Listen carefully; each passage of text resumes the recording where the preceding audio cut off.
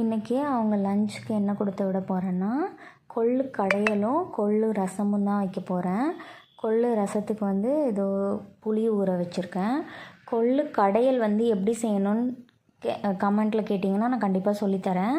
இது வந்து அதுக்குள்ள மசாலா, இந்த மசாலா மட்டும்தான் அதுக்கு தேவை. இது வந்து தாளிச்சிருக்கேன். கொள்ளு வந்து ரசம் வந்து நார்மலாக வைக்கிற மாதிரி தான். ஏன்னா கொள்ளு வேக வைக்கும் போது அதிலேருந்து வர தண்ணியை வந்து வேஸ்ட் பண்ண வேண்டாம். அந்த தண்ணியை வச்சு தான் மேக்ஸிமம் நம்ம ரசமே வைப்போம்.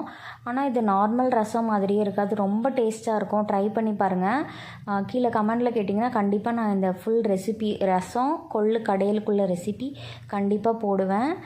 என்னோடய சேனல் பிடிச்சிருந்தா சப்ஸ்கிரைப் பண்ணுங்கள், லைக் பண்ணுங்கள், கமெண்ட் பண்ணுங்கள். Thank you so much. இவ்வளோ தான் இன்றைக்கி சாப்பாடு. கொள்ளு கடையல் ரசம். Thank you so much.